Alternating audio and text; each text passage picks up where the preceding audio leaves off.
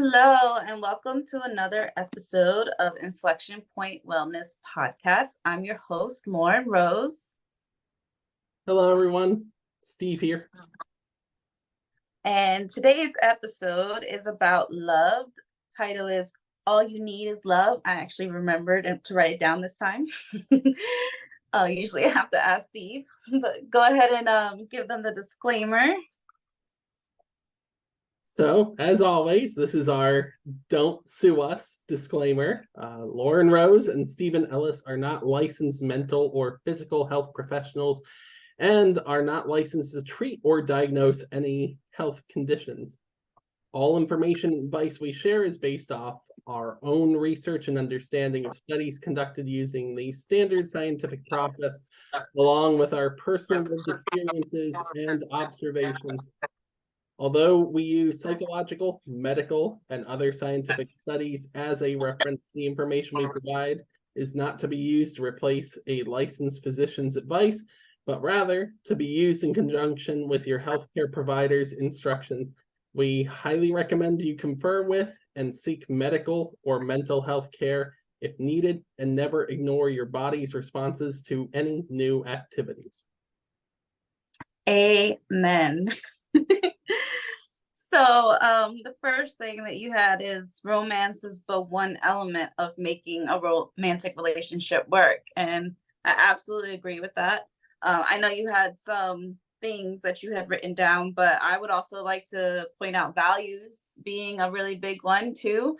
Like relationships, you don't want it to be codependent. You don't want it to be that everything you do is together and you can't live without each other and all that good stuff. But I think it's really important as you go through the dating phase, especially the early dating phase, that you start kind of vetting out each other's values and making sure that you guys are at least in alignment. It doesn't have to be like perfect, but I know in my experience, that is one of the major issues that I had with my ex-husband was his values and my values were on completely different ends of the spectrum. His lifestyle and life philosophy was all about kind of just going with the flow and letting life pretty much happen to you. And he used to always say, you can't take money with you when you're dead. So what's the point in, aspiring for, to be successful? And on one hand, I get what he's saying. I do believe that too much excess is ridiculous. But for me, I believe in planning ahead for the future and not wanting to work for the rest of my life, and being financially free and having the freedom to be able to live where I want and just have that sense of, you know, just ability to, if I need to quit my job because it sucks and I'm being treated poorly, I have savings account, I have an investment account. And then to know that at 50 or 60, whenever I decide that I no longer want to do this anymore, I can literally say, you know what, I don't want to work anymore and I won't have to. I'll have retirement funds available to me that I can survive off of. And also I'll be able to help my kids understand financial literacy too. I went to college for finance. So it's just one of those things that have always been more important to me. It was drilled into me by my mom. My mom was an investor and saver and always doing her budgets and everything like that. And she was very, so that's how she raised me. And it's interesting because my ex's mom is the same way. I don't know where he got this. I guess maybe she was a little too strict about it. And that's what made him want to, some kids end up going the complete opposite route of their parents if they're too strict. So maybe that was his issue. Or it could have been the people he was hanging out around, which you're the sum of the 5 people you hang out with the most, and he was definitely not hanging out with savory people. So could have been that too. What do you think? So I agree that values play a large role in compatibility.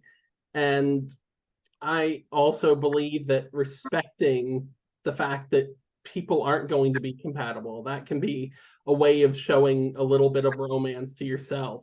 Some people get so desperate to be in love and to have that love last that romance toward yourself, love for yourself, just stops mattering.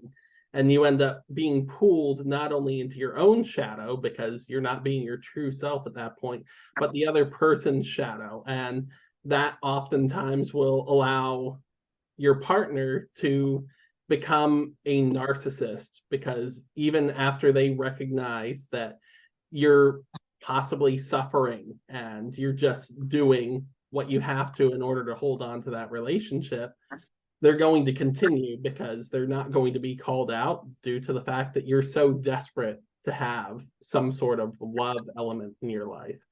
It's not that, as the title is All You Need Love says, it's not that the Beatles lie, but it's the fact that you have to focus on the correct types of love.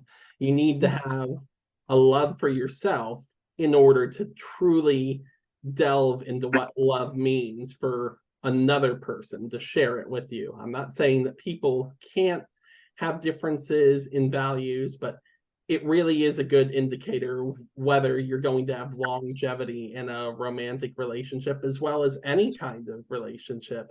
You're not going to have one person who has good moral values and then another one who wants to practice satanic rituals with babies or whatever.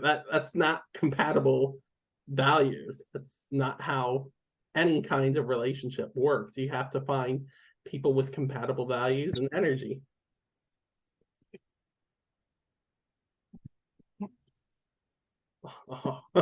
You have to have compatible energy. You have to find some way to figure out what your values are and if they mesh with another person's values. You also have to find some way to understand that even though you're going to struggle and you may be on your healing journey, it doesn't mean that you can't love another person if you don't love yourself fully. But I do believe you have to have love for yourself. Otherwise, you fall into that trap of believing that people should fill a void when really they should add on to your life. Absolutely. I agree with that too. Absolutely. It's, and I also want to throw it out there that it's important to realize that before you turn 25, you don't actually understand what love is. Your brain is incapable of understanding what it is. And a lot of times it's limerence, it's just a chemical that our bodies, pheromones and stuff like that. And when we meet someone that is attractive, that we think, maybe they look good, or maybe, like for me, I was always very much attracted to opposites of me. I was the really good girl who did what I had to do. And so I was always attracted to the bad boy. You know what I mean? And that's exactly what I fell for. With the guy who was drinking, going to all the parties and doing all this and doing all that. And it was the complete opposite of what my values were. And it was my test out phase. And I think every human being goes through that testing phase where after they graduate high school, especially, someone who has good girl or good boy conditioning, they go kind of crazy and they can go into an experimental phase. And there's nothing wrong with that. And I think it's perfectly normal. Don't beat yourself up if your first love doesn't work out. You know what I mean? Like, no one's first love ever works out. It takes trial and error to figure out what your values are. It takes trial and error to figure out where your boundaries are. And, maybe there's things that you didn't even think of. And, so it's very common for people to have a bad relationship in their early 20s and then, fall victim to the mindset of like all men or all women are a certain way. And that's just not true. All men and women under the age of 25 are kind of crazy and, a little irrational because our prefrontal cortex doesn't fully come on until between the ages of 25 to 27, depending on a lot of different factors. I can't even sit here and say, oh, it's because you're male or female, although they do say males, it takes a little bit longer for their prefrontal cortex to come on. Sometimes it doesn't. It all depends on your environment and how you were brought up and just, your genetics. So just keep that in mind.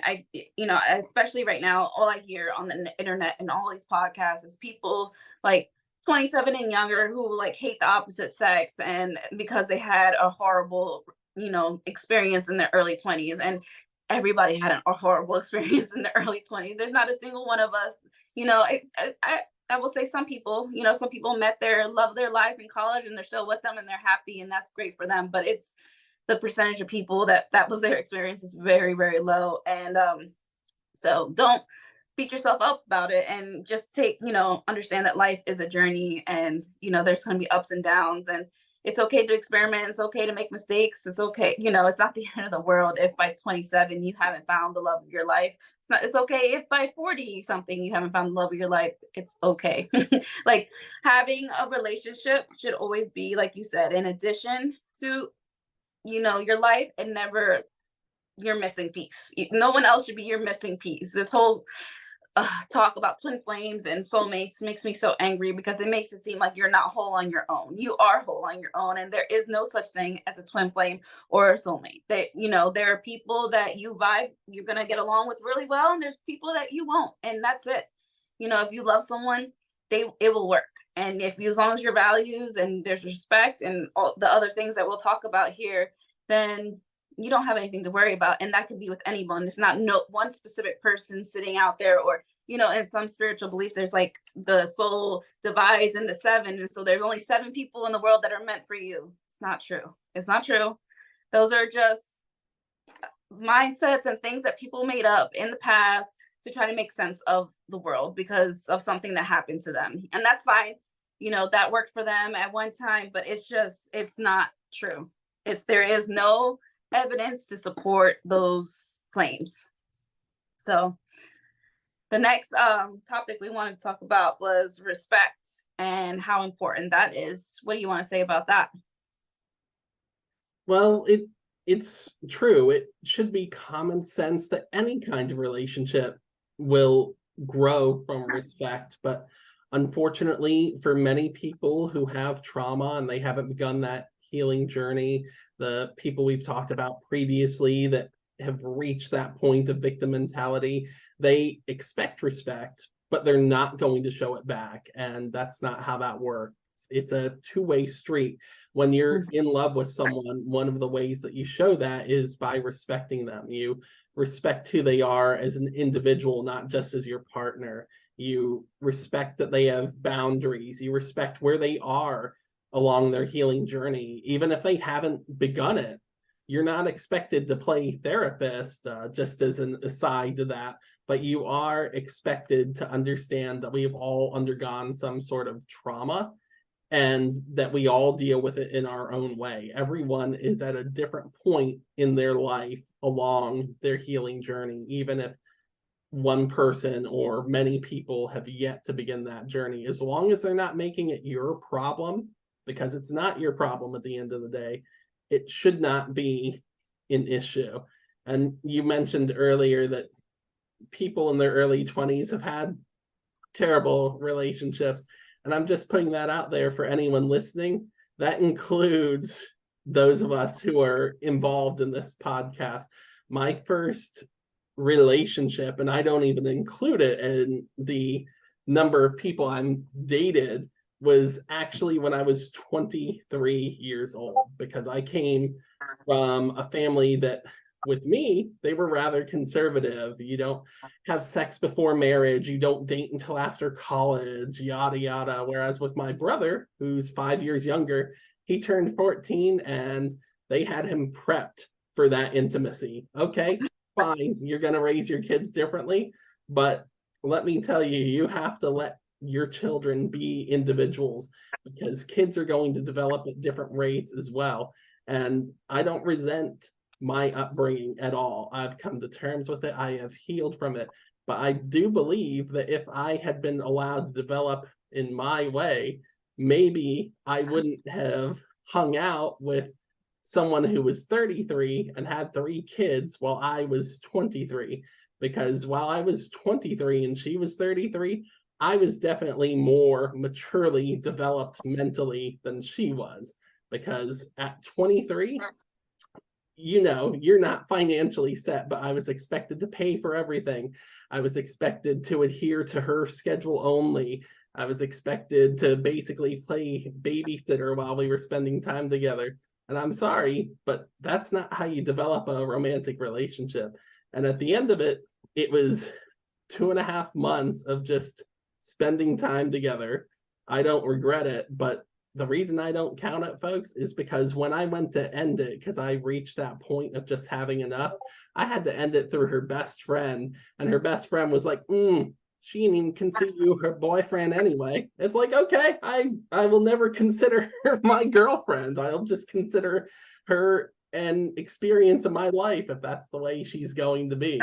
And Yeah, it sounds like she just wanted a codependent, someone just willing to just, cater for her. That's sad. exactly, but I don't regret it, because eventually, even though my first long-term relationship didn't work out, I had had that previous experience and I knew what my boundaries would be in a relationship.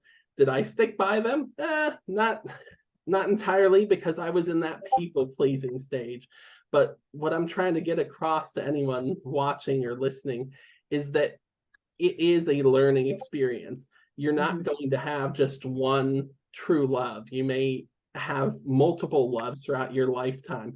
And I am not going to go on a rant about religion, but I will say, if there is one indicator I have seen, one common denominator for people feeling ashamed that they haven't been able to make their one true love or their first relationship stick, it's because many religions tell you that you can't be intimate with people. You can't even hold hands or kiss without being a sinner and going to the deep, fiery pits of hell. No, that's not how it works, because even from the Christian perspective, you love people for who they are. You do unto others as they would want done unto them. That's the way it works. And we'll cover religion in another episode, but it's all about respecting people for who they are. You don't have to respect shitty behavior, but you do have to respect people for who they are, where they are along their journey. And if that doesn't work for you,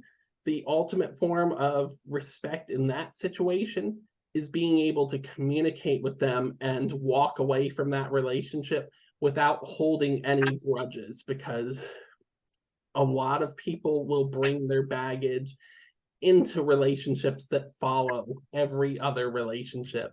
Again, you're not meant to play therapist, but you do have to respect that people have had experiences. They may be damaged from them and they may be in a healing process. So you need to be open to that next aspect, which is communication. Yeah, absolutely. I agree with you. I think most of us, I don't think anybody is fully healed before they go into the next relationship, because you never know what your next relationship is going to throw at you. You only know from what you've experienced. And so I there's a big, push out there also on social media that you have to come healed. You have to heal yourself before you come into a relationship. And to be honest, the right relationship will heal you. You can't fully heal outside of a relationship if your issues are relationship related. Like it's called facing adversity and facing your traumas and learning to deal. Like if you got easily triggered before, learning to be able to maneuver around and learn that not everybody's like, sometimes I've noticed, like just taking a breath sometimes.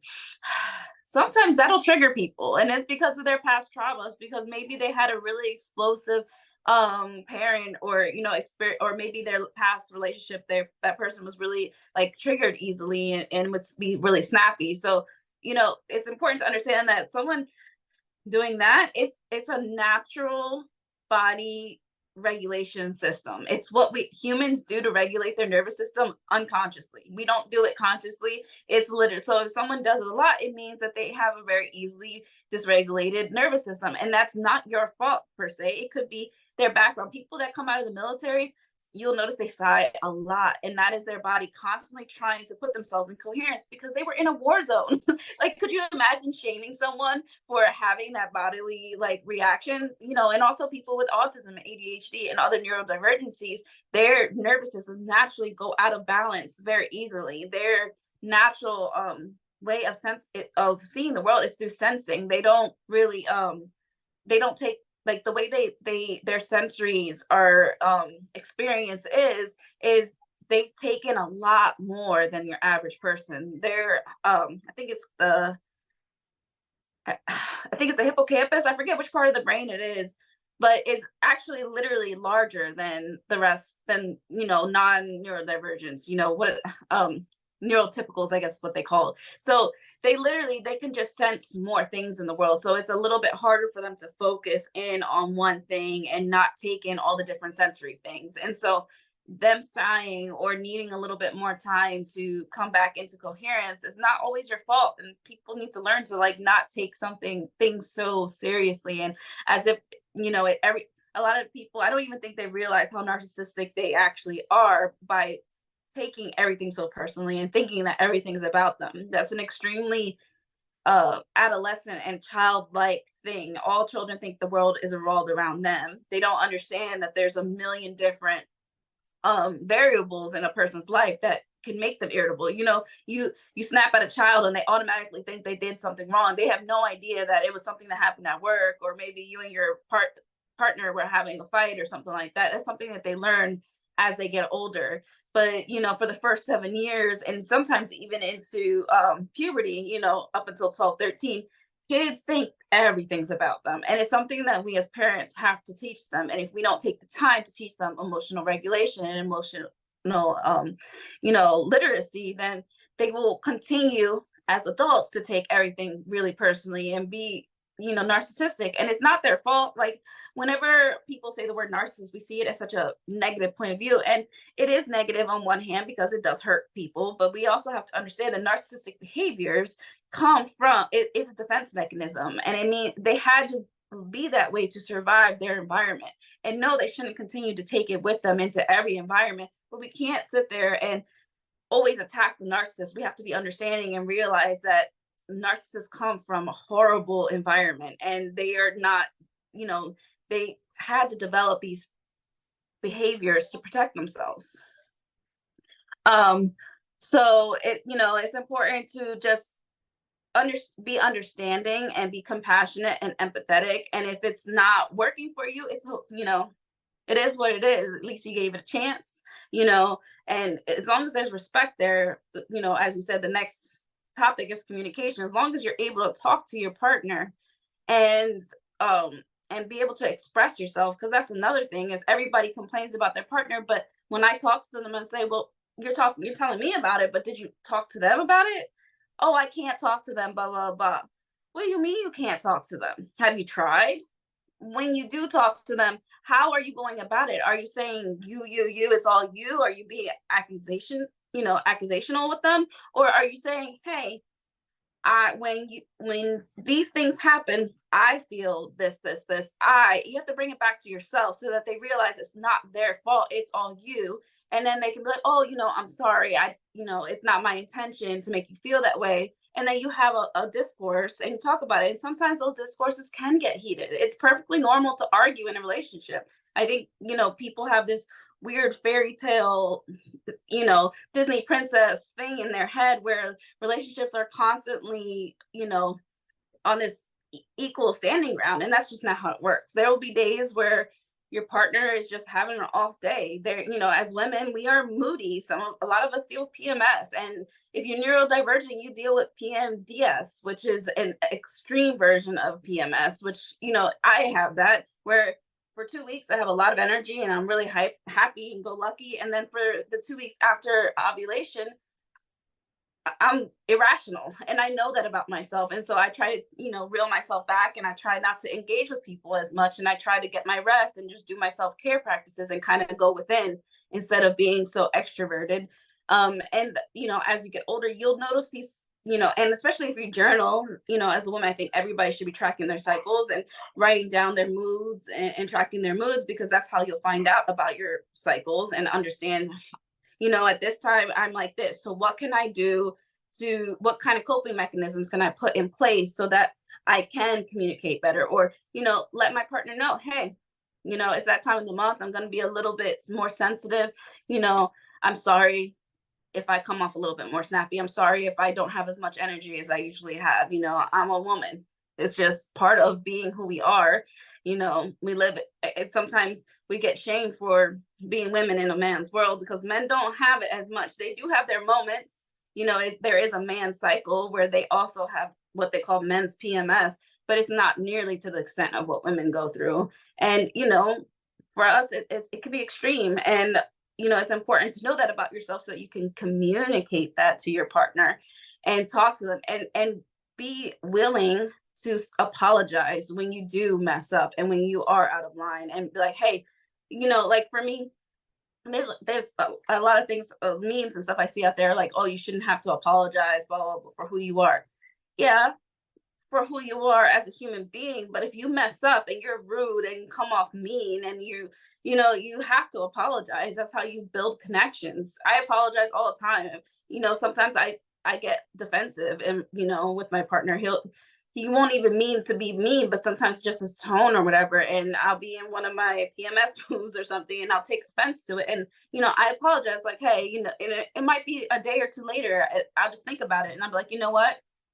You, the other day you did this and I reacted in this way, and I'm really sorry, because now that I've taken some time to reflect on it, on the experience, I now realize that I was in the wrong, or I could have reacted in a better way, and I'm sorry, and I will try my best to not react this way again. And you have to be willing, when you're in a relationship, you have to be willing to give people chances. And it's not just three strikes you're out type thing, unless you're not in it for the long haul. You have to understand that people have ups and downs, and there's going to be moments in your relationship, possibly years. If you talk to anybody who's been in a relationship for more than 40 years plus, they talk about that there's literally years where their relationship was just off, and they thought about leaving each other. And one person was giving so much of their energy and the other person wasn't doing much because they had something else going on. But then it always comes back full circle. It's like the infinity signal, where it's like up and down and it comes back around. That's how you should be looking at life, and relationships, because that's how it is. There's always ups and downs, and then it comes back around, and ups and downs, and it comes back around. The 5-year rule in relationships, it's like every 3 to 5 years, relationships go through something. It could be, it's 3 to 5 years, because then there's also like the 7-year mark too, where there's something that happens where one person is going to be higher than the other person, whether it be growth, mindset, money wise, whatever the case may be. There's always going to be times where one person is way up here and the other person's, all the way down here. And you have to be willing to sit with them during that, or unless you don't think it's worth it. If you don't think it's worth it, and you've noticed some things that really, really, don't feel right for you, then it's time to walk away. But you have to understand that there's ups and downs to life in general, and we have to respect other people's ups and downs, because you're going to have them too. There's going to be times when you're not at the best, in your best place in life. Maybe you're having an emotional issue. Maybe a family member dies, and you take some time to get through that grief. You have to be willing to give people the compassion and the grace and the patience if you really want it to work. So, communicate, talk to each other, be able to apologize. I think that's the biggest thing, is people don't apologize anymore. They're like, this is who I am, and you have to deal with it. And it's just like, what? Like, no, that's not how it works. Do you have anything you wanted to say about communication? Well, I certainly agree with the apology issue. So many people have this thought process in their head, whether it's from trauma or their upbringing, that if they apologize, then they're the villain in their own story. But that's not how it works. There's nothing wrong with humbling yourself, and taking the opportunity to apologize is taking the opportunity to show respect to the other person. You may have hurt them unintentionally, but by apologizing, you're showing you're willing to work on whatever kind of relationship that is, whether it's a coworker, a friend, an acquaintance, your romantic partner. You are showing that you legitimately care about that person by apologizing. And not only that, by apologizing and showing that you mean it through your actions instead of just your words, that's going to also show that person that you're willing to stand by what you say and that you respect them on a deeper level. It's one thing to just communicate, it's another to show that you stand by your communication.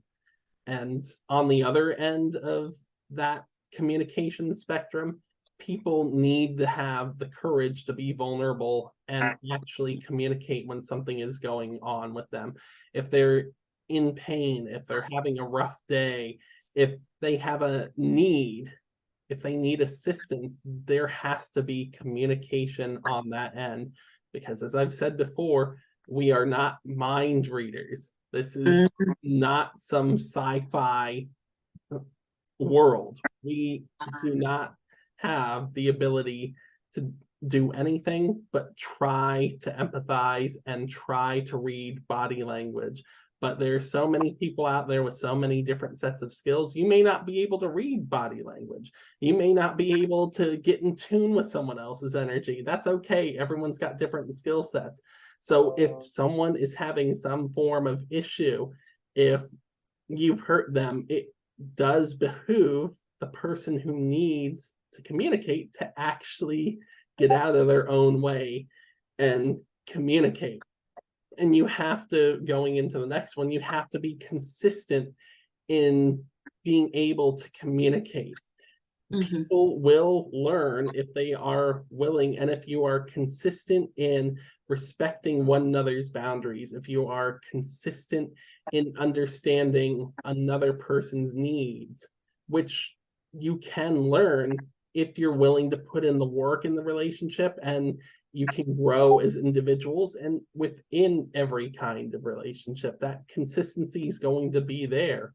You'll be able to see it as a wonderful tool to be able to see what works and what doesn't, and then stick within what works for you. That doesn't mean you don't change, but it does mean that there needs to be some semblance of consistency no matter what kind of relationship there is.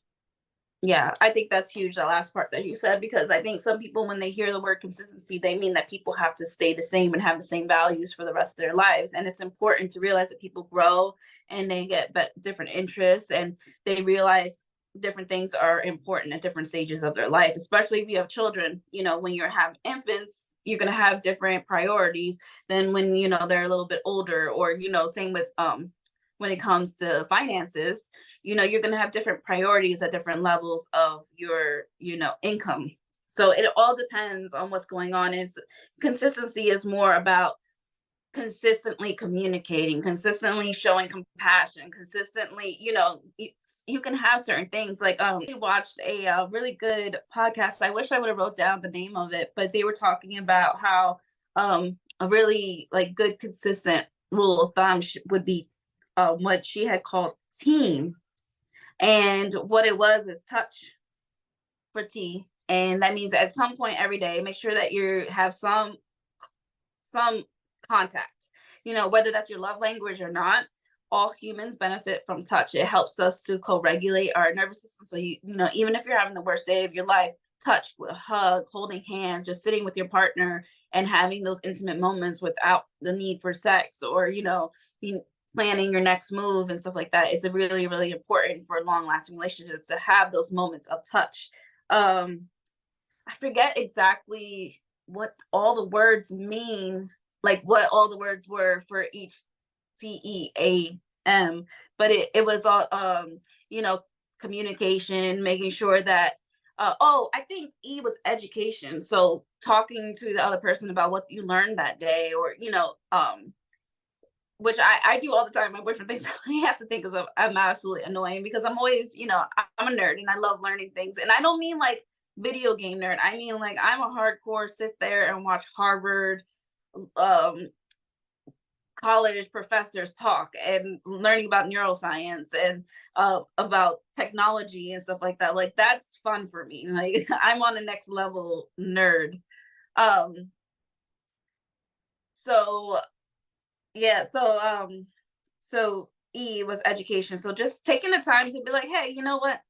This is what I learned today. And then having conversation about that, because that, it's important that you guys are on the same page, and knowing that, getting to know each other a little bit more, it helps you get to know what each other's interests are. My boyfriend all his educational stuff is about money. He's always in investments because that's what he's really into. He's really into real estate and stock markets and stuff like that. And it's, especially as a neurodivergent, it can be really hard sometimes to stay tapped in and tuned into what someone else's special interest is if it's not yours. But it's important to do, and it's disrespectful to like go somewhere else while someone's telling you something that's their special interest. If it's actually absolutely boring you to death, then maybe you guys shouldn't be together. And obviously your special interests are a little colliding. I wish, what was A?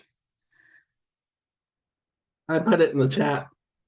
You did? Let me see what it says. Oh, I think because I'm on my phone, I can't see the chat. Oh, wait, maybe I can hear. Oh, there it is. Did you look it up? I did. Oh, see, you're the best. Appreciation. Yes, this is exactly it. Thank you. You're okay. welcome. What was metrics? Something. It's basically the ability to take a step back and figure out what's bothering you or what you need to utilize teamwork for. Yes. I've related it to journaling. Cool. Yeah, yes, actually. Oh, yeah, that's exactly what she said. Yep. If you had an issue earlier in the day, write it down. It's sometimes because it's not good to come at somebody when you're emotionally charged. So write it down, and then when you had some time to like think about it a little bit longer and really put it in perspective, then you come back and talk about it. That was the metrics one. What was A? Can you say it again? I was trying to read the metrics one. Appreciation. Oh yeah, appreciation. That's so freaking important. I don't think couples understand quite how important it is to just say thank you, or I appreciate your effort. I appreciate you. I remember like when me and my partner were going through like one of the roughest times ever, I had a friend say, I appreciate you. And I literally started bawling my eyes out because it had been like a year since I heard anybody say, I'm grateful for your, the effort that you put in. I'm a stay-at-home mom. I was doing so much at that time. I was running a business. I was staying at home. I was keeping the house clean. I was cooking meals. I was trying to do so much. And literally all I needed from my partner was to just say, thank you. I appreciate your effort. Like if he would have said that, I would have been fine. And I still I kept it in, and eventually I exploded, and I think we broke up like 2 times. We've broken up like 2 times in our relationship, and literally it's just little things like that. Guys don't understand how simple it is for a relationship to work. You just have to, like I said, this team thing is literally every single day. Touch, education, talk about something that's your special interest, something that you learned today, so you both are on the same page. I can't remember. I'm so bad. I need to have it written down right in front of me. But whatever that was. Appreciation. Appreciation. I see. I'm so used to gratitude. The word gratitude is what comes to mind for me. And then and metrics, which is just if you had an issue, that's a good time to communicate it. And once again, don't come out them and be like, you did this and blah, blah, blah. Just say, hey, this happened today. And when these things happen, I feel, bring it back to you. I know for some people that seems selfish to like bring it back to you.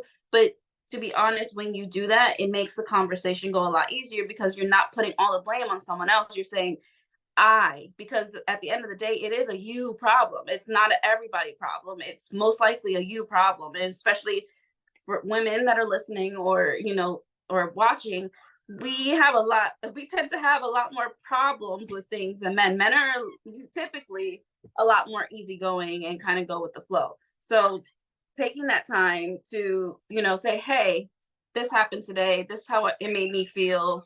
You're able to have those conversations and not be, and it not blow up.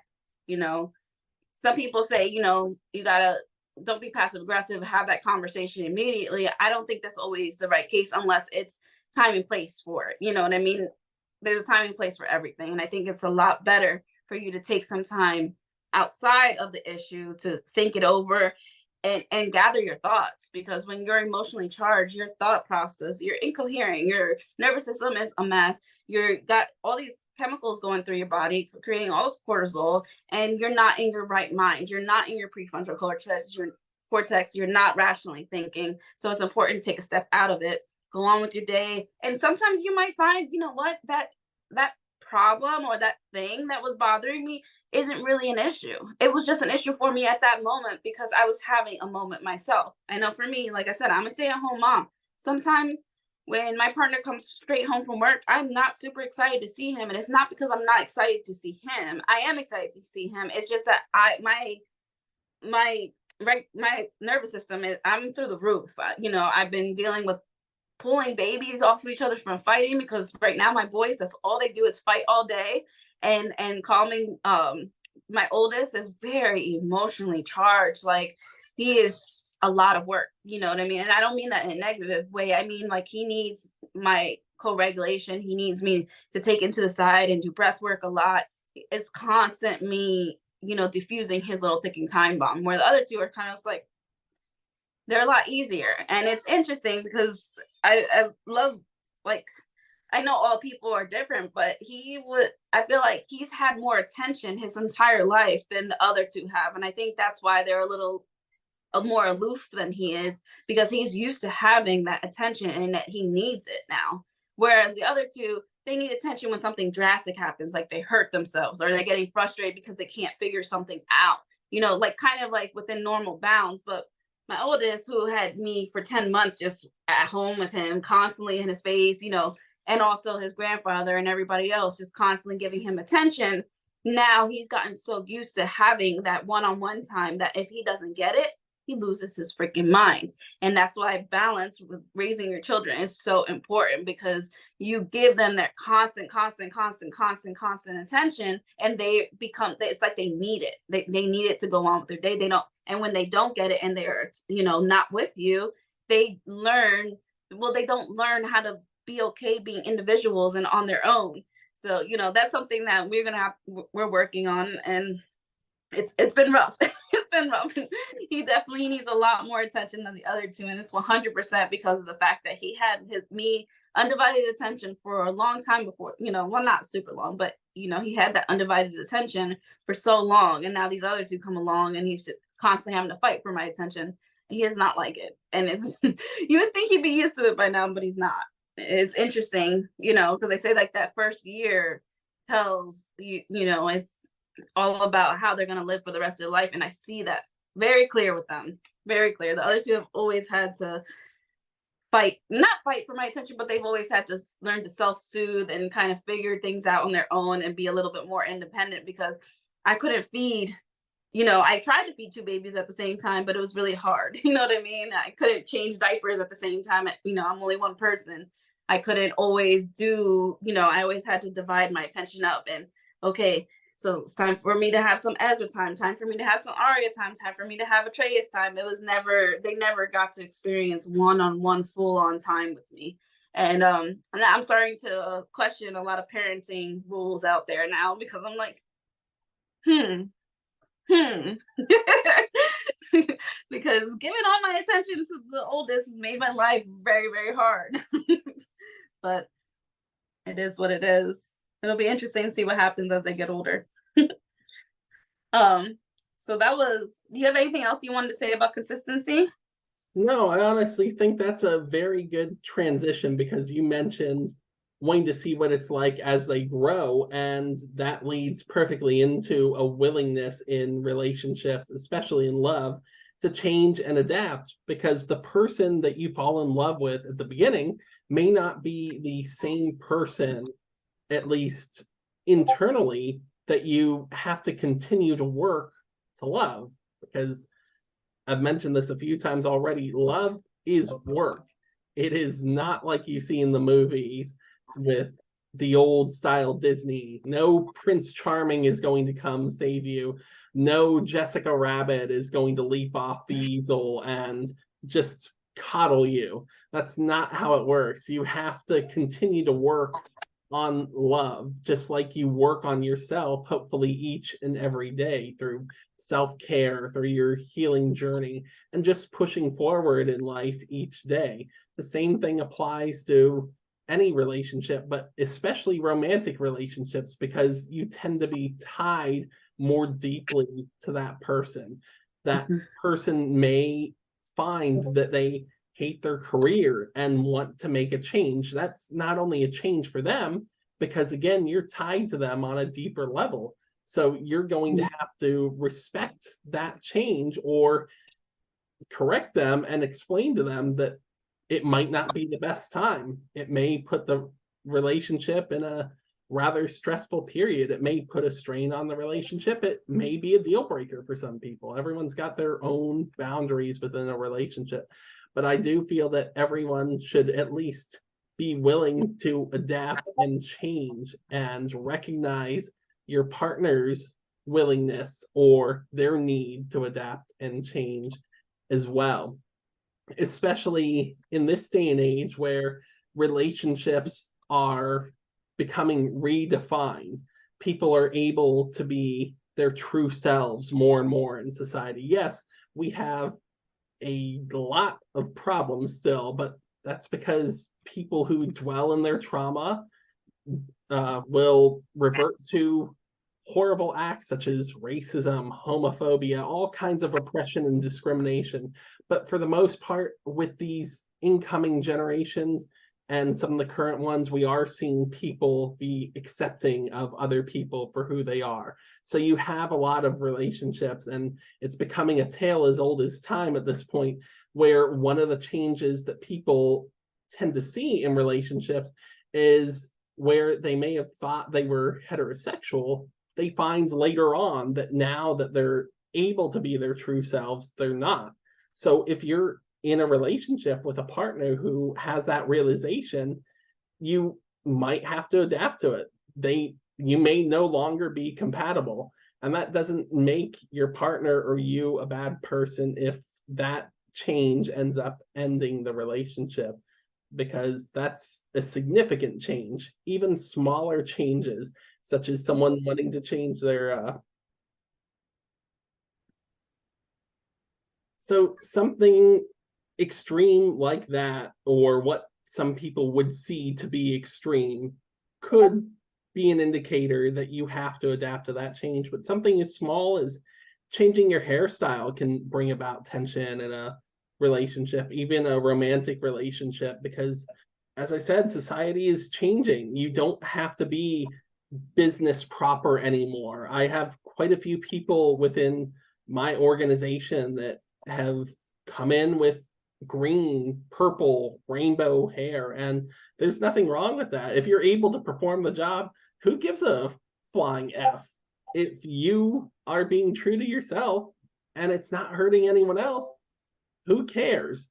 I'm Mhm. not saying go to the extreme in respecting change. I mean, there are a lot of people out there who believe they should open up their relationships because they feel that they're missing something in their monogamous relationship. I'm not dissing polygamy. If it works for you, if you can make it work, then by all means, whatever. It's not my thing, but if you have found a way to make it work for you, go right ahead. To share a joke that my friend Greg makes all the time about why he's monogamous, he is happy just disappointing one person at a time. So To be fair, I've actually interviewed a lot of people because polygamy is not something I would ever want to do. I'm just curious because I'm all about psychology and mindsets and everything, just trying to understand the psychology and the mindset around these people. It 100% most of the time ends up being they wanted to try something new and they tried it, and I think the longest person that I know who stayed in polygamy was like 10 years. And at the end of the day, I think all humans just want to be loved and valued and have an intimate relationship. And it's not really possible when you're being shared. Just like with my kids, like I said, trying to share one person amongst multiple people makes it so that you don't ever get to that point of true intimacy and truly getting to know someone and true vulnerability. Even if you live with them all, it's still it just, you know what I mean? If you are super avoidant in your attachment style, maybe that's something that works for you, but you can't expect everybody in the world to, you know, want that. Some people don't stay in that avoidant attachment style. Some people grow out of it. Some people heal from it. And they want that true intimacy. They want that true connection. And you know, like I said, if it's something you want to experiment with and see, and you know, maybe that is for you. Maybe, you know, that works for your lifestyle. I know, especially like people who work a lot or own businesses and stuff like that, it works better for them because they don't have the time to give all their vulnerability, all their intimacy to people because of their work schedule and stuff like that. So, you know, whatever works for you is for you. You know, don't let people, you know, but you can't expect other people to partake in your whatever it is that makes you happy. You know, you have to find your tribe, find your people. You know, I think that's what's beautiful about the human race, is that we're all so different and unique, and we all have our different values and life goals. And you know, part of accepting people is saying, hey, you know what, that doesn't work for me, but it's fine that you do it. You know, I think it's weird that we're always trying to, we have like this hive mentality, and if someone doesn't believe in what we believe in or doesn't want to do what we do, we like attack them, or we judge them, or we shame them and tell them that they're wrong. You know, that actually happened to me earlier today on social media, where, because you know, once again, I talk about the fact that I am very much retirement mindset. You know, I'm in my 30s, and my mindset is I truly don't want to be working for the rest of my life. I don't know. Everybody I talk to is finding it very, very hard to have a job after 60. And I don't want to be living off the government my whole life, you know? And so I am not one that's going to be reliant on Social Security. First of all, I don't even think Social Security is going to be a thing by the time I get to retirement age. I'm pretty sure that that's not going to exist anymore. And nor do I want, you realize those people get like $1,200 a month, period. No one can survive off of that. You can't survive off of $1,200 a month. So you know, so I am looking towards investments and retirement accounts. And I was told like that I'm wasting my life by not having fun. And like I get what they're saying, because like you, but like if you understand budgeting, you understand that there is the 50-30-20 rule. And it's 50% of your funds should go to your fixed things that you need. So like your housing, your car payments, your insurance, your utilities and stuff like that. So 50% goes to your needs as a human being. 30% is your extras, your lifestyle. So whatever it is, whether you're into, like for me, it'd be like my yoga gym membership. My partner would be his MMA gym membership. Going out and having fun and stuff like that. And 20% of your income should be put away. And that could be into retirement fund and investments, whatever the case may be. It should be put away for the future. You know, for us, we're looking into dropping our fund portion down to 20 and making our savings go to 30, because we have children and we want to be able to set money aside so that when they come of age and they decide that they want to go to college or technical school or get their first place, you know, or ready to get their first car, that we can actually help them. Because it's hard, you know, it's hard to be an 18 to 21-year-old. You know, you're thrown out into the world and you don't, you know, there's so many things to figure out. The last thing I want them to have to figure out is you know, how am I going to get to and from school or work? You know, I want to be able to help them buy their first car, help them get the stuff that they need to, you know, furnish their first apartment or furnish their dorm room or whatever it is. Or, you know, if an emergency happens, heaven forbid something happen and they need you know, kids make a lot of freaking mistakes until they're 25. Like I said, you know, maybe they are like me, too nice with their money and just handing it out and helping Captain Save a Ho out here paying everybody's bills. That was me. I literally was paying my friends' bills because I was so worried about them like getting evicted and you know, just Captain Save a Ho, and literally paying people's phone bills and electric bills and gas bills, because I just wanted everybody to be secure. And you know, I just, you know, I'm just way too nice, way too nice. I don't even call that people pleasing. I call it Captain Save a Ho. Like I truly believed it was like my job because I had the right mindset and, you know, I had the better upbringing, that I needed to be the one to help these people, and that it's not my job. And now I realized that I was enabling these people and they weren't ever learning their lessons because I was always there to save them. So now I'm extremely what is it called? I now, my version of being there and supporting my friends is just, being literally the person that listens and, offers support in that way. And I'm not going out here and paying people's electricity bills with my money that I should have been putting aside for savings. I've literally gone to the point where I couldn't even afford food because I was too busy paying for everybody else. Like, it's absolutely stupid. I don't even call that people please. I really don't know what you would call, I guess, being too empathetic, too caring, too loving, too nurturing, and it's funny, a lot of people that went to because I went to a boarding school where we were pretty much taken care of. And so it was, I think a lot of us had that experience when we first left that school, was we were so like, because we were so used to being cared for and all of our needs met, that when we saw people who had needs, we're like, because my partner now, we went to school together. We know each other for a long time.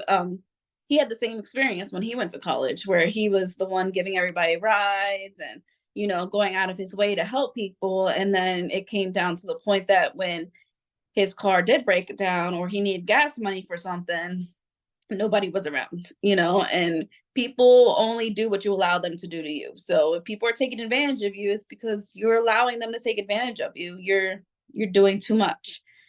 People, all people don't need you to fix it. They don't need fix it people. They just need a ear, someone to listen to them, someone to let them feel seen and heard. They're adults and they can figure stuff out. And maybe you can be the person that gives them a ride to the food stamp office or something like that. Or maybe you could be the person that offers when you have the time and to take them to the laundromat or something, but not the extra that we were doing. There's a fine line between being kind and doing too much. And so for sure, you got to learn. Adaptability is definitely very important. Understanding that people change. I'm no longer, Mrs. Fix It. I'm not over here gonna, because that hurts your relationships too when you're out here trying to save the world. I think sometimes for people that are too nice and too willing to be there for their friends, they're so, their attention is so far out there that they forget to look into their issues, within their relationship, and realize, that actually things aren't so well here. And I should probably, take some time and make sure that my partner's okay and make sure that all is well here, and, talk to them and be like, hey, I've actually had that be an issue within my relationships where I was giving too much of my attention to my friends and not spending enough time with my partner and not catering to his needs, so super important.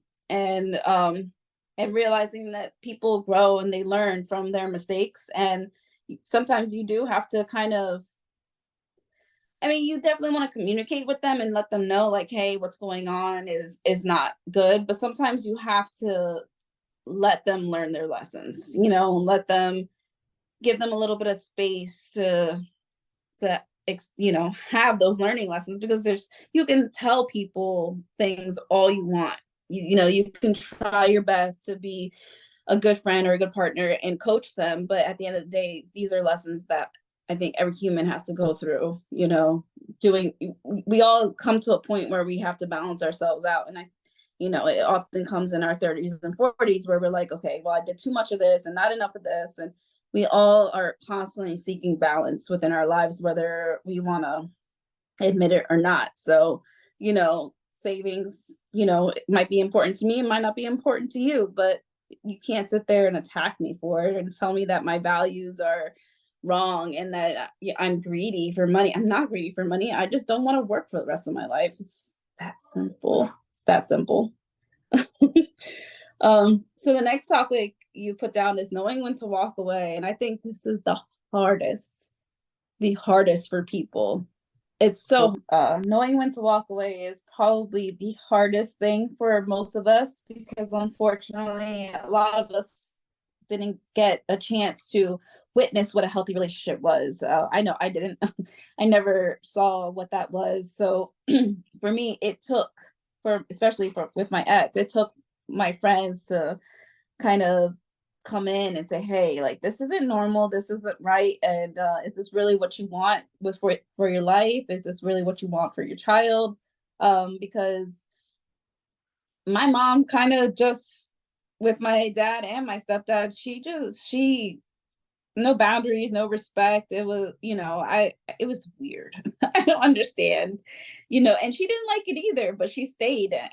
So in my mind, you were just supposed to stick it through. And I know a lot of religious uh kids that are brought up in purity culture deal with that too, where they'll just kind of deal with the abuse and um the neglect and the disrespect, because in purity culture, which is like extremely religious groups, so I call them cults, they're taught that they can't even get a divorce. They can't, they're supposed to stick with one person for the rest of their lives and that's it. And so I think it's super important um to follow your gut instincts and understand that you want to give people chances, but after a year or two of the no changed behavior and the continuous disrespect, and what I tell people is, if you have to go see a therapist to be reminded of your humanity and who you are as a person while you're with someone,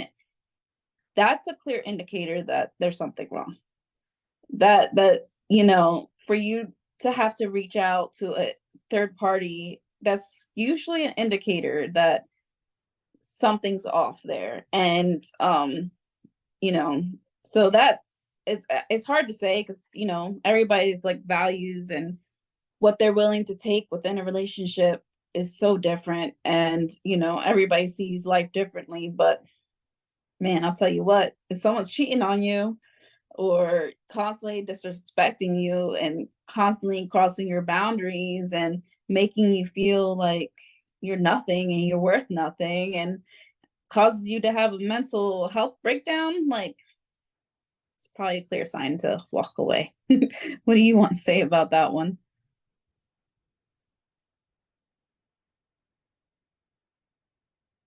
Sorry, I was on mute.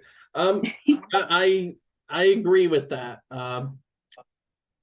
As I mentioned earlier, I don't even consider my first thing an actual romantic relationship. It lasted 2.5 months, and I couldn't even end it through that person. From what I heard, her next relationship was just sort of out of desperation. There was a marriage, and that folded in about 2 years. Dude, partially to the age gap, because the guy was 20 years older and she was mainly out for his social security benefits, but that's a whole nother thing. My first actual long-term relationship lasted about 3 years, and it took 3 breakups for that to actually last. And yes, I played a role in that because I kept allowing for multiple chances. As Lauren said, you can give people chances. You need to be willing to let people grow, to change, to evolve. But when that evolution is actually your partner devolving to pull you into their shadow, to delve deeper into their own shadow, that's not healthy. I tried to give every opportunity. The first time I ended it, they thought that they were interested in being with women instead. I don't share. Some people can. I'm I'm monogamous. I don't judge anyone, so you do you. But I ended the relationship to give that person a chance to try that. And 6 weeks later, maybe we're back together.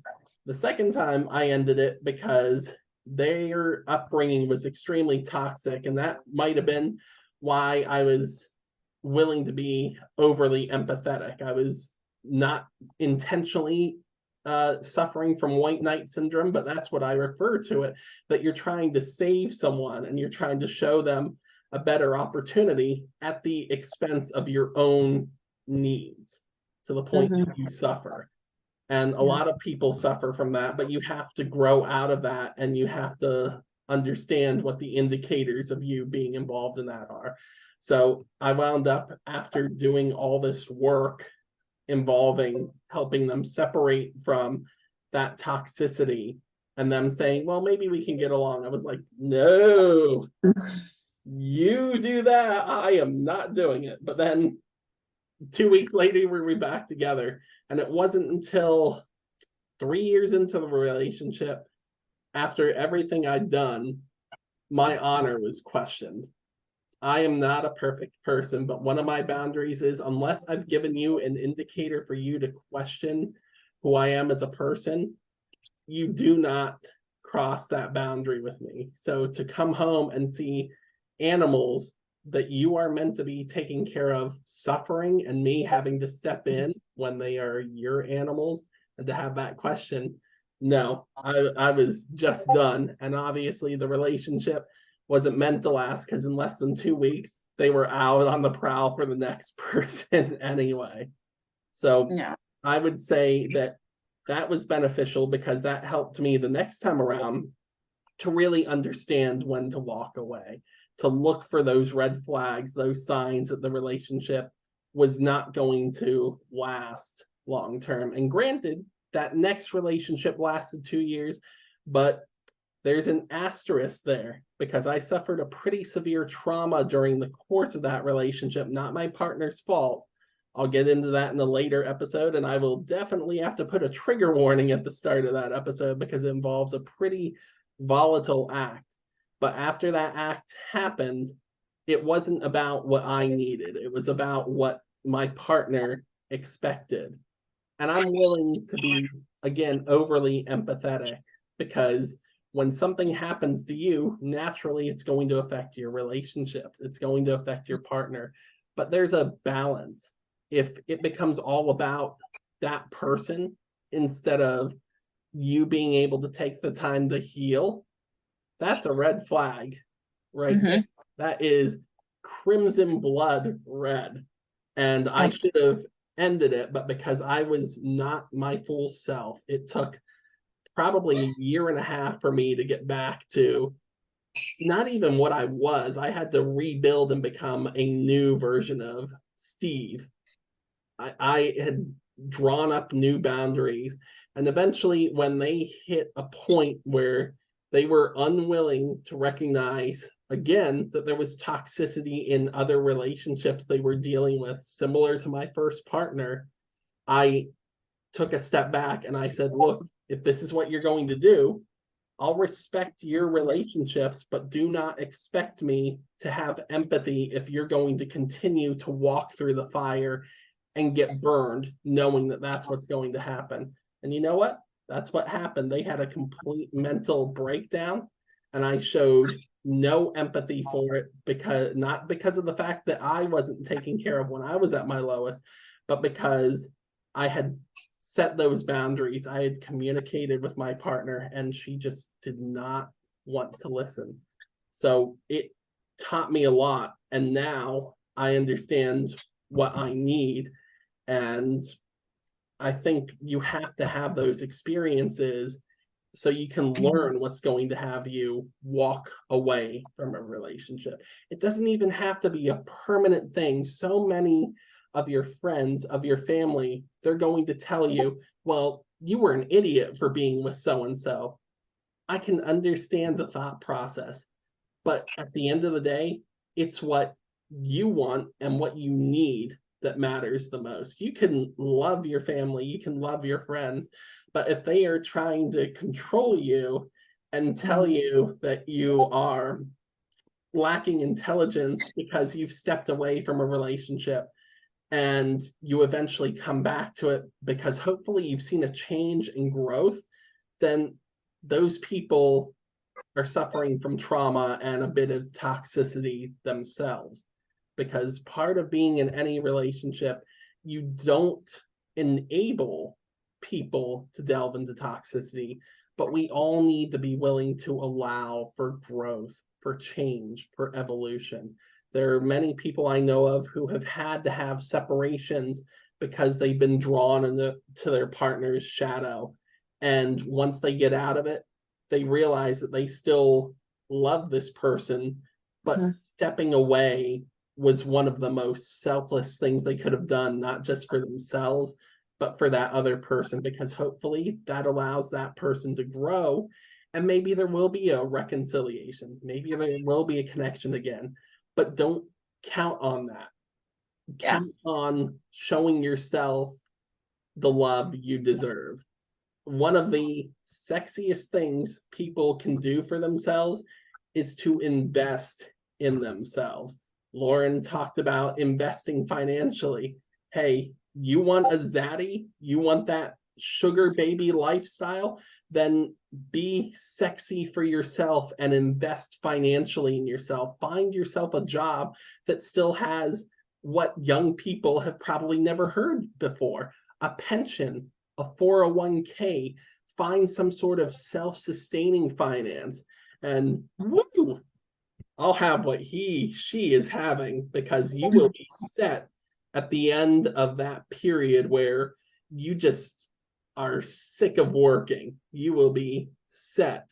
If you want to be sexy for yourself and be sexy for another person, show that you love yourself, that you value yourself, because when you do, then that's going to help open up all sorts of possibilities, not just for you, but for the people around you. Confidence is addictive. Confidence is infectious. It'll spread faster than COVID if you do it the right way.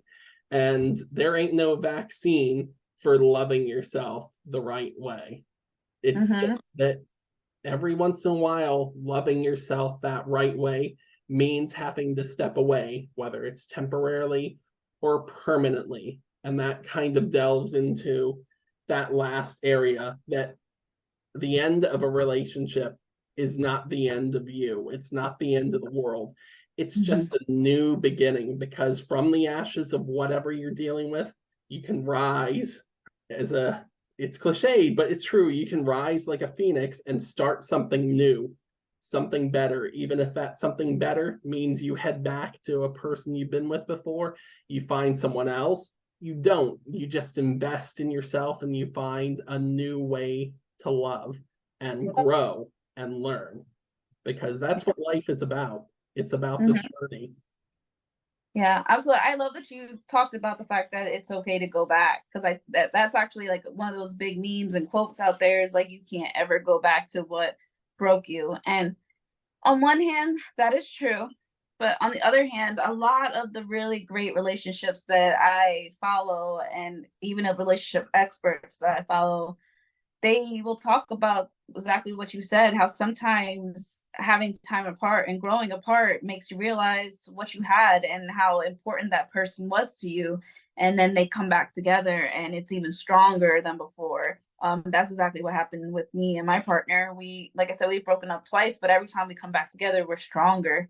And it was just, we had been through a lot before we met each other, and it was very hard for us to let down our guards because, we had a rough childhood and we had rough relationships, and, we both have extreme abandonment issues. And so when, trying to crack open the shell of each other and get to know each other, we made a lot of mistakes. And for me, my biggest line is if you didn't cheat on me, and you gave me no reason to feel insecure in that area, then you will always have another chance, because people make mistakes, and I understand that I'm not the easiest person to to deal with, and I can sometimes be very, very stubborn and set in my ways. And things have to go my way sometimes.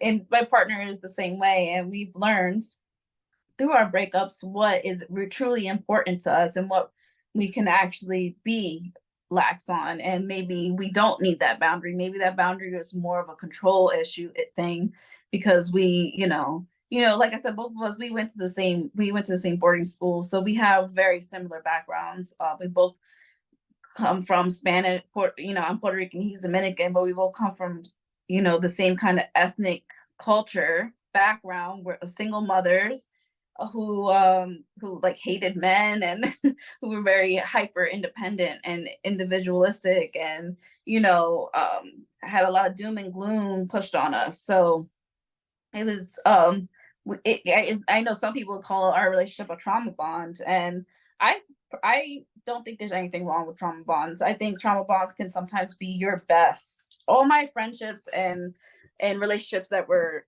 not trauma bonds didn't work out, and they were never going to work out because we were too. Sorry, I pressed the button. We were too different, and we didn't. Like me and Christian were able to talk about our past and not feel weird about it. I don't, we're able to make fun of our culture and not offend each other, because we know what it's like to grow up with really loud and obnoxious family members, because that's just how our culture is.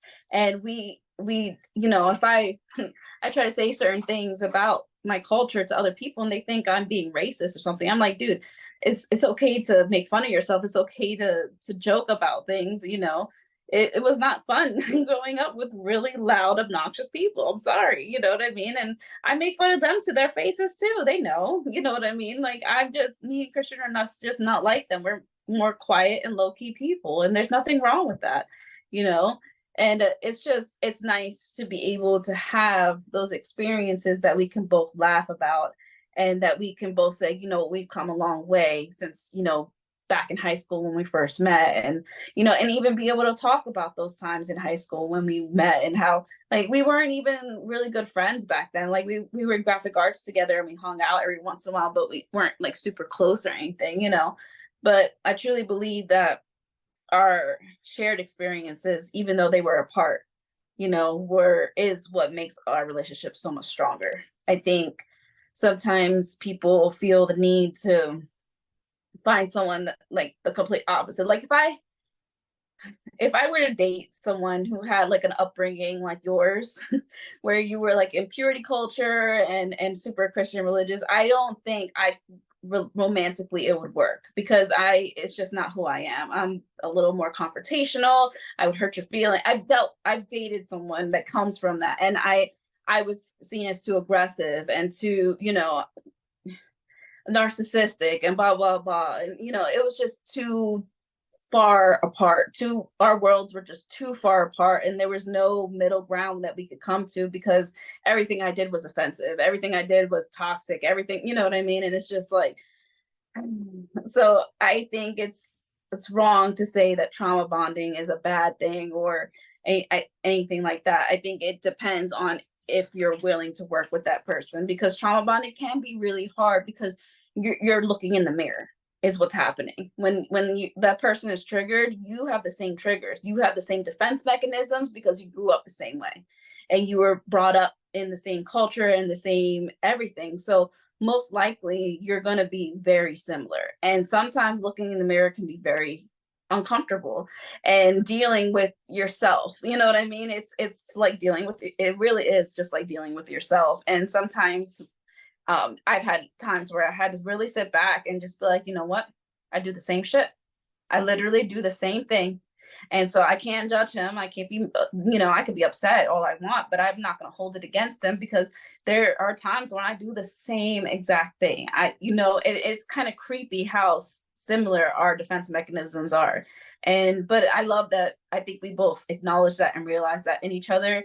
And the moment, yes, we'll get mad at each other and stuff like that, but we always like, in a day or two, we'll laugh about it and we'll make fun of each other about it. Like, hey, the other day you got all mad at me because something stupid, you know what I mean? And we're able to laugh about it, because I do the same thing, you know what I mean? Like, and I'm able to acknowledge that within myself. I think when trauma bonds don't work, it's because you're not able to acknowledge that you too are toxic, and that you too have some not so perfect um, coping mechanisms. There's not a single human being that's perfect. And um, the more that you're willing to admit that, and the more that you're willing to face that, the more a trauma bond will work for you. And I feel like for me, I've grown the most in this relationship because we challenge each other, and so in a way that is a healthy way.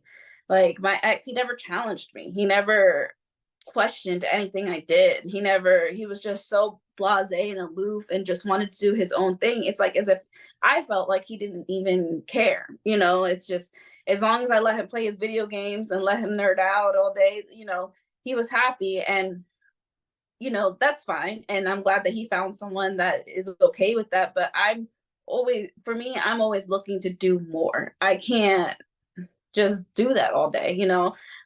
Christian has helped me come out of my comfort zone and challenged me to get out and be social, because if it was up to me, I would never leave my house. But he really helps to bring out my extrovertedness, because I like talking to people, I like being around people, but I'm not the person that's going to put myself in those situations, because it takes me a while to I've had some instances where I was too much or too, so it takes me a while to open up. So with him throwing me into these social situations and making me go to festivals and making me, get myself out there, he's the one who taught me my love for working out and stuff like that. I never would have thought that I wouldn't say I'm athletic, but I would have never started like my physical health journey. Like mental health was always a thing for me, but physical health was never something. I don't come from a family of active people at all. Like there are a bunch of drug addicts and alcoholics who don't do anything. They just stay at home all day, and they're all extremely overweight, whereas Christian's family is very active.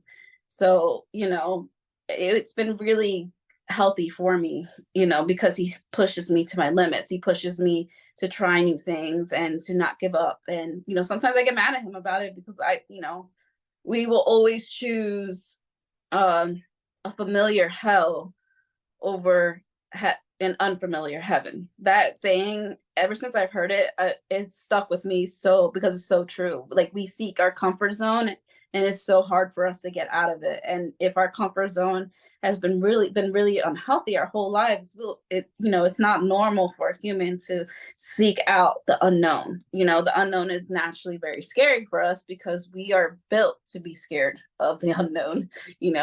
Back when we were cavemen, if we stepped out of the tribe or out of the village, we could get mauled by bears or attacked by a lion.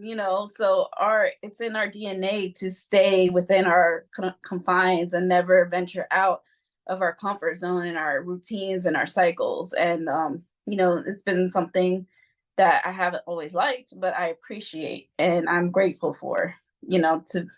My routine has, and it's actually been really helpful, especially because I have the kids. You can't really have such strict routines and everything with kids, because they're different every day. Like some days they're super like happy and nothing bothers them. And then there's other days where I just look at them and they're having mental breakdowns. So, it's made me stronger. I feel like I'm more resilient and able to deal with and adapt with things that I was never able to before. Because like I said, I'm very much, if it was up to me, my whole life would be planned out, and I would never venture off of my routine and I'm so like such a structured person. Like I would write, okay, at 7 a.m. I'm doing this and I'm doing this, and my money was always so like structured. And there is a time and a place for that, but there's also a need to throw in someone who is a complete mess because it helps you embrace the mess and helps you embrace change and going off a routine. Like 4th of July night, I think it was, I have such a routine. After dinner we clean up and I do this and I do that, and Christian was like, let's have a sleepover in the living room. And my house was a complete mess after that, and I had to take my deep breaths and embrace the fact that it's okay, that we're making memories for our kids, and we had a wonderful night, and we clean up the mess after it's all done. It's not that big of a deal. So little things like that. You have anything else you want to say about? Well, it's scary how well we mesh sometimes, because trauma bonding is actually the topic of my daily affirmation today. Really? And I agree. There is nothing wrong with trauma bonding to a certain extent. Obviously, if you've reached the point where all you can do is focus on the trauma that one or both partners have suffered throughout your life, that's potentially going to end in toxicity and the Mhm. relationship could break apart. But I think if you're able to use your experiences suffering from trauma and bring about empathy for one another and understanding in a relationship, you can help one another understand that what you've suffered is not the only indicator of whether or not you're a good person. What Mhm. your experiences do not have to be the only thing that defines you. How you push forward, how you live your life, that helps define you better than any one specific characteristic. That includes your race, your religion, your hobbies, what have you. And it's okay to have relationships where you dive into the chaos. I feel that as long as you're willing to fight for the relationship and not only against one another, you're perfectly fine. I have known people who have had no conflict whatsoever in their relationship, and it's fallen apart because Mhm. you just stay the same. And no person I know of has ever stayed the same. Someone is going to grow, and it tends to be that when someone grows in whatever direction, there's resentment because the other partner is not growing, whether it's someone becoming more financially successful, one person embarking on a healing journey, creating new relationships with friends, and that other partner sees those relationships as threatening to their romantic relationship. It just does not work. So if you're going to fight, yes, you may fight against one another, but the essence of that should be fighting for the relationship out of love, to express your frustrations, to put it all out on the table, to be vulnerable, get angry, cry, but still respect boundaries during those conflicts. I've known more couples, or in some cases, I've known a couple thruples where the conflict helps bring them closer together because at that point they know there was an issue that needed to be resolved and they can work together to resolve. As I've told people in my life several times, if there is no communication surrounding an issue, you may as well just forget that there's an issue, period, because we are not mind readers. Right. If you have a relationship that's chaotic, if that's working for you, it doesn't matter what the people on the outside of that relationship see. It doesn't matter if they feel it's abusive. All that would matter is if you feel that it's harmful to you. Everyone has their own taste within relationships. And I have seen so many people point fingers at a relationship and go, oh, he doesn't respect themselves because they let their partner do this or talk to them like that. Well, everyone's got their own form of communication as well. So Yeah, I've had that communication. happen to me because like how I see me and Christian are more like best friends. So we talk to each other like best friends. I would feel very, and maybe it's my upbringing or whatever. And maybe some people would say I'm addicted to chaos or whatever stupid crap that they try to put on me. But I would feel really uncomfortable if someone was so sweet to me all the time. And it's honey and but like he's sweet and like that to me, but sometimes he calls me like a shithead or dirtbag or you know what I mean, like stupid little things like that. And I think like for me that works because I'm a joking and very lighthearted person and that works for me, but it might not work for other people, and so that's fine. But for someone to I was told one time by an ex-friend that I was addicted to chaos being in this relationship, and I'm like, I don't think so. We don't fight very often. And when we do fight, it's like stupid things. It's never been anything, you know, serious except for like when we did break up. And like I said before, at those times when we broke up, it was because I honestly think I was just going through some serious postpartum depression. And then the second time was when my mother passed away. And I think it was just me not knowing what to do with my big emotions, because when something traumatic happens to me, I lash out. And I know that about myself now. I'd never really in my adulthood have had something happen to me so dramatic that I needed that I had a partner at the same time. Usually been the person that kind of just pushes everything down, keeps going, push everything down, keep going. And in this relationship, I've actually, for the first time, been safe enough to express myself. And so I feel like years of me suppressing myself came out at him all at once. And I feel bad about it. And, but we've talked about that. And and he agrees that I was going through a lot. A lot of stuff happened in that time. I moved to a whole new place when I moved to Rochester, far away from all my friends, all my family, and on top of it, I had newborn twins. You know what I mean? Because we moved to Rochester, I think when the twins were only like a month old or something like that. So it was a whole new. It was just too much newness for me. You know what I mean? And then I tried to start a business, and I was just doing too much. I think I just, for so long, I had been this strong, independent person, and now having someone else take care of me freaked me out. And, I was always brought up and conditioned, don't let anybody take care. Because, like I said, a long line of strong, independent women, when really they're just closed off to the world and don't understand how to connect with people.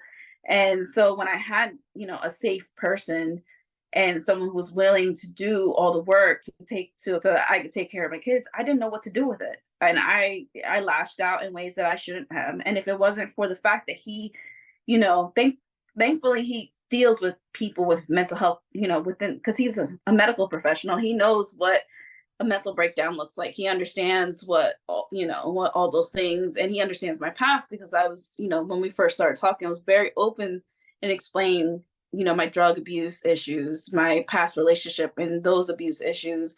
I was very open with him, and I shared all those things. So he knew where I was coming from. It was no surprise when, I think, for him. And he's used to seeing people have big emotions, because like I said, we come from a Spanish family, and the Spanish women are not the ones to like usually suppress themselves. I suppressed myself because I thought that that's what being an adult was about. And I had a lot of shame about having big emotions, because I think it's just, from my boarding school, I was never, it was always interesting, because I was in these student homes where other people were allowed to have these big emotions, but Lauren was never allowed to have that. Whenever I had any kind of, I was kind of like pushed to the side, like, oh, I was being dramatic, or I was this and that. But everybody, I think it's because I never talked about what was going on at home.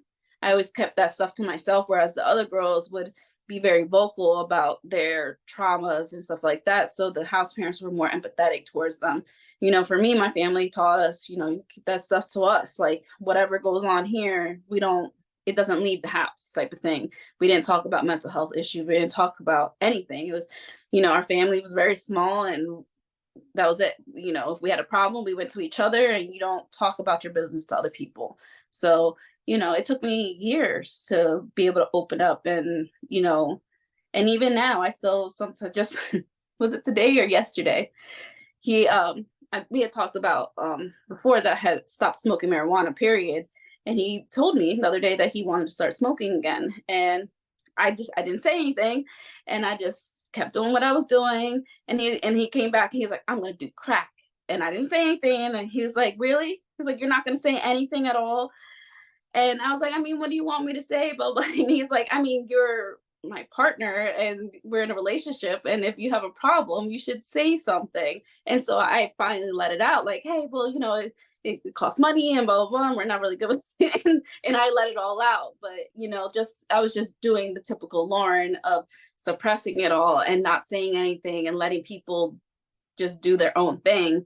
And on one hand, that is important. You want people to be your own thing, but he had a very valid point that we are in a partnership and that his choices affect everybody. And I need to speak up. And if I have a problem, I need to voice my concerns. I can't just keep it all bottled in and, because we're in a partnership. And I think a lot of people need to voice their concerns and not be so scared to speak their parts. And you know and it's you got to do what's best for you and find the person that is a safe space for you. I think that is a big thing. And then when you do find it, understand that it's very normal for your like nervous system to feel really like what is happening here.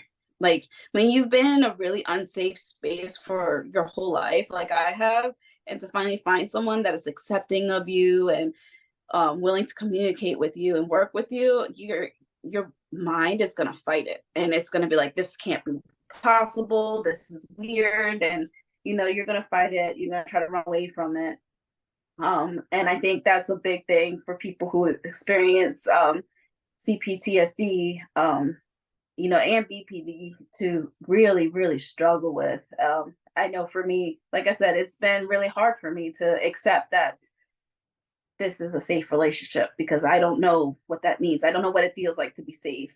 Like my ex, not only was he verbally abusive, but he was physically abusive. So, and mentally abusive. Any type of abuse you could possibly think of, I experienced, and I was with him for like 8 years. So to be in a relationship where none of that happens, and the worst thing that happens is we disagree on how we clean, or like we don't think the one each other clean well enough, and stupid shit, like or we lash out on each other because our kids are super stressful. Like it's really hard for me to accept that this is safe.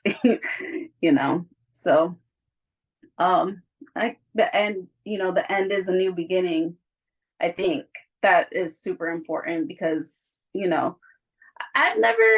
the type of person that if I break up with someone, I'm usually like, I've made up my mind. But that's part of my BPD, is like we kill people off in our head.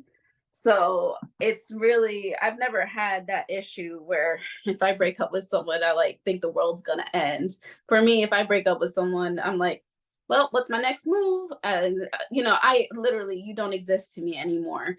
So but I know people who, oh my gosh, they go through such a crazy grieving process. That's never been me. I'm real quick to like, you don't exist anymore. If I, even if I go back to you, maybe I will if you stick around, but like, it's always been really easy for me to detach from people. I don't really, and I don't know if that's to do with my autism or what, but like, I don't get emotionally attached to people. It It's a could be trauma response. I think yeah. that's part of survival mode.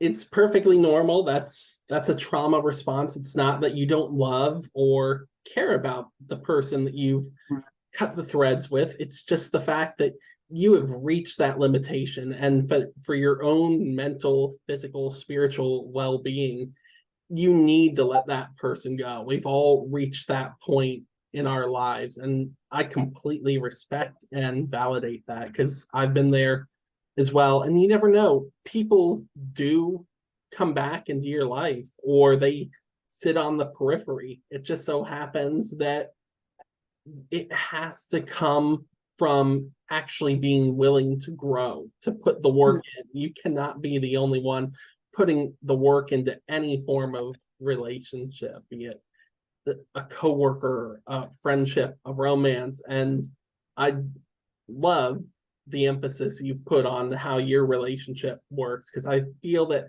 a lot of the relationships I'm so privileged and blessed to have in my life work because pardon the vernacular, we're able to call each other out on our shit.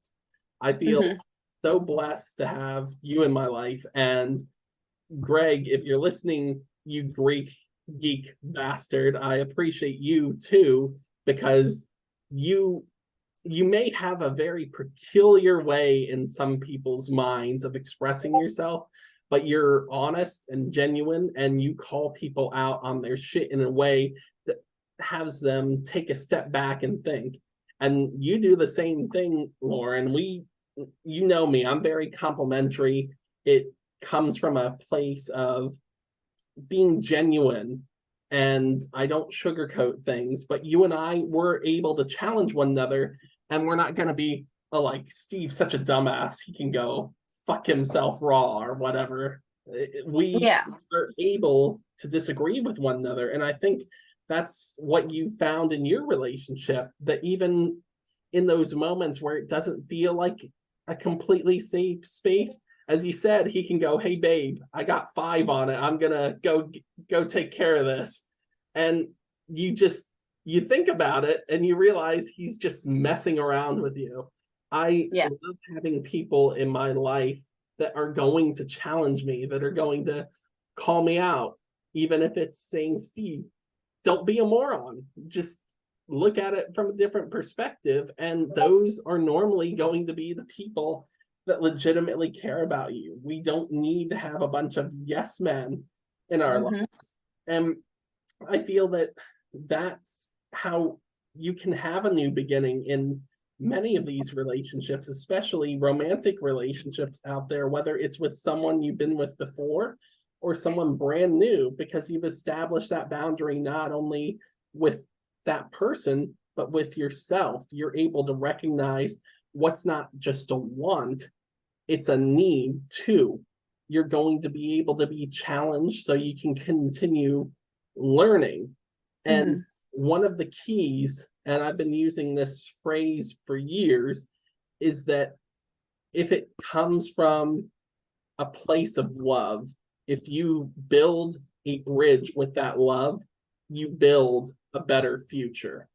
If you are willing to show true love, and that doesn't mean just cuddling or coddling, it means willing to get down in the dirt, to put in the work, to challenge the people in your life and yourself, you're only going to push forward toward a positive future. Even when things don't look bright, it's going to be a positive future because you're going to take each experience and grow from it.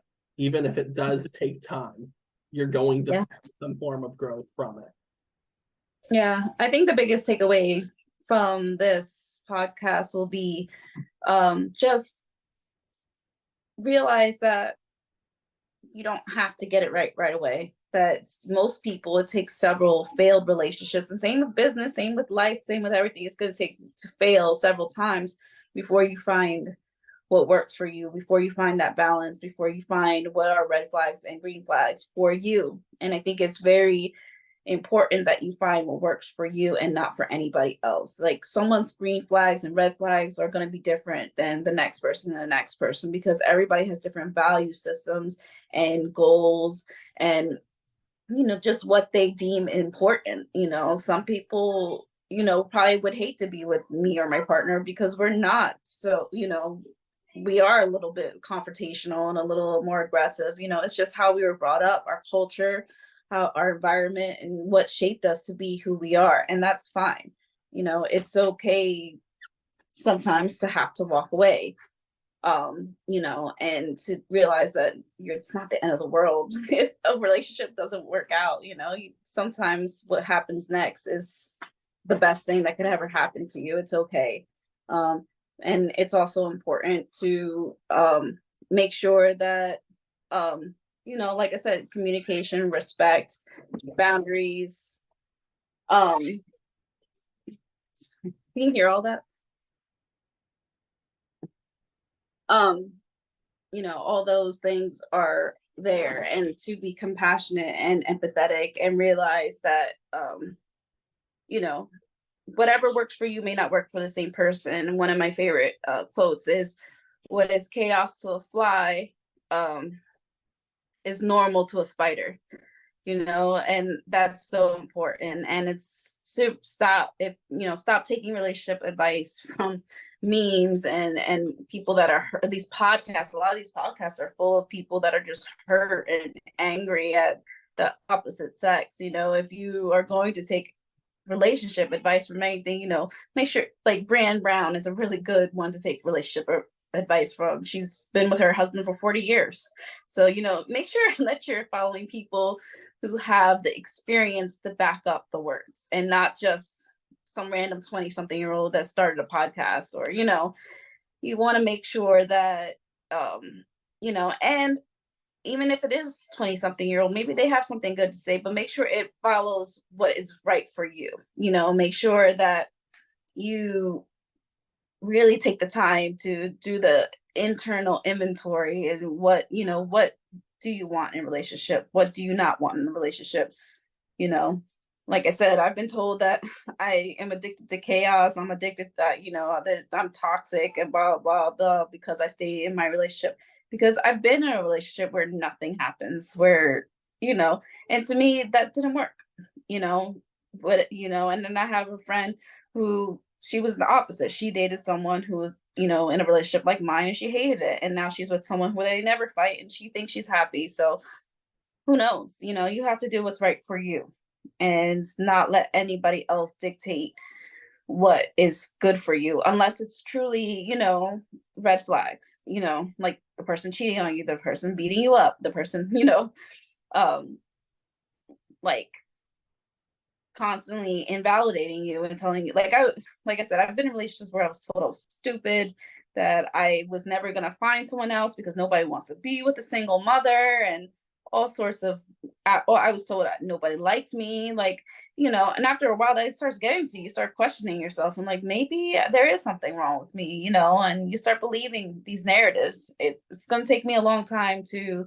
after being with someone for 8 years that constantly told me these things, to to come out of it and not feel like a certain way about certain things. For sure at the beginning of this relationship I was really sensitive and took things a little personally, and it's taken me time to realize that they are not the same human being, and it's almost impossible to not take your past relationship into your new relationship. You just got to know when to let it go and when to accept that this is a new person and these are new experiences and you're safe now. Do your nervous system repair work, and you do your affirmations, do your journaling. Super important. Every time you come from an abusive situation, or even for addicts, when you come out of it, you come out of recovery, because your nervous system is all over the place. You have to re-regulate yourself and relearn who you are, and because after years of drowning yourself, and now you'll find out that you're a completely different person because you're older now and you've seen some stuff. And so take time to be just as compassionate with yourself as you are with your best friend. I think that's the best advice I could give people. And same thing with your partner. Be just as compassionate with them as you are with yourself, as you are with your best friend, as you are with your kids. You and your partner and your children and your friends all deserve the same kind of compassion, love, and empathy. And do what works for you and not what the internet tells you to do, or your mom or your dad, or because that was another issue that we had personally, is his mom did not, she, to my face, she was very kind and supportive, but apparently behind my back she was saying all sorts of horrible things about how terrible of a mother I was. So there's that.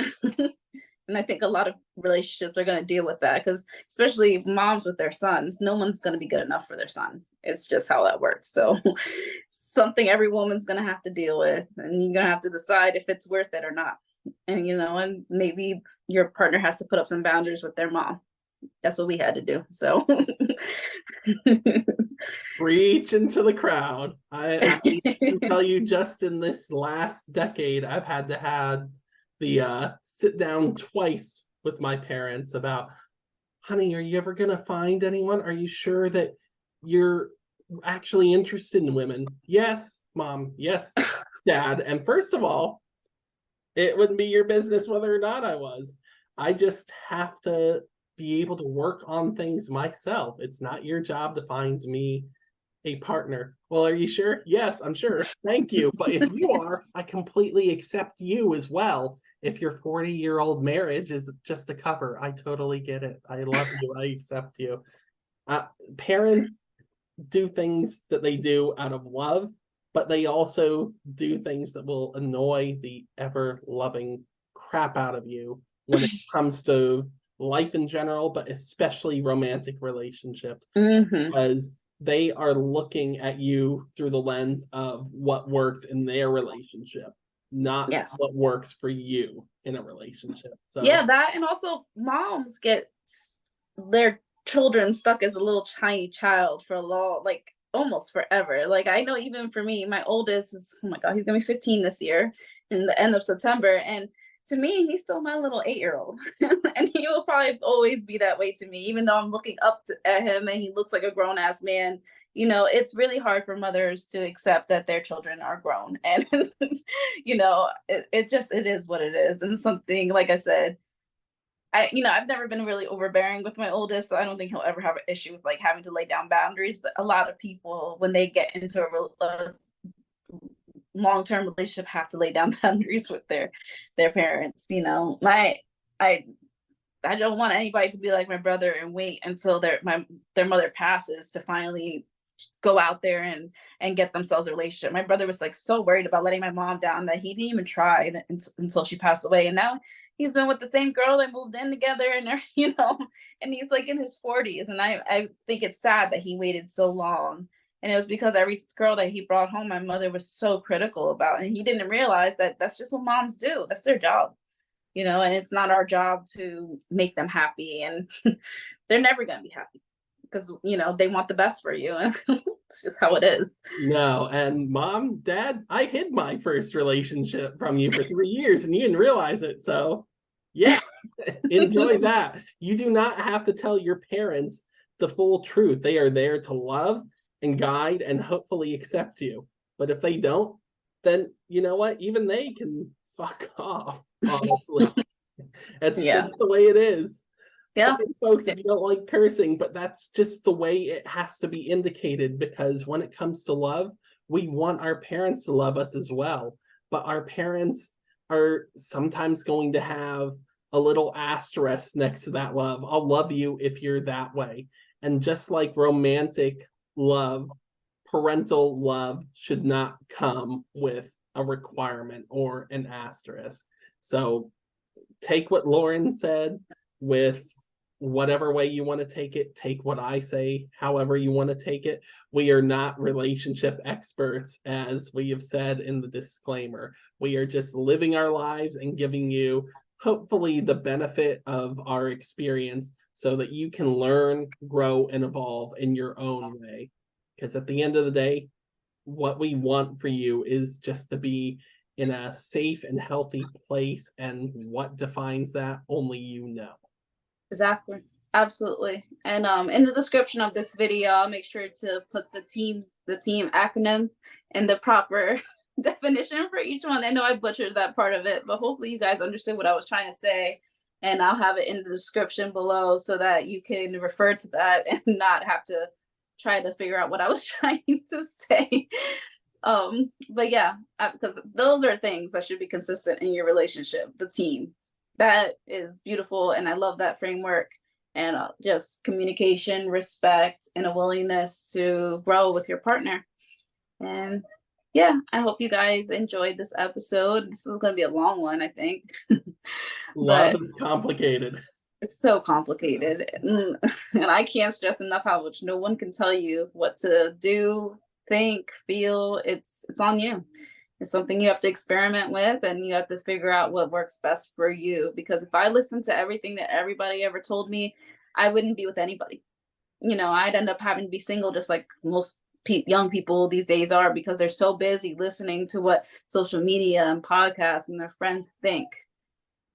They're so worried about what everybody else thinks about what they're doing that they don't even know who they are anymore. And it's funny, I think they're going to have to redefine what BPD is, because BPD is you don't know who you are. I think the new generation has no idea who they are because they're so busy worrying about what everybody else thinks on social media. So it'll be interesting to see where the future in the next 10 years takes us, and how the next generation after them, my oldest son's generation, how they take over, because he's so sensible. He doesn't believe in social media. He thinks it's stupid.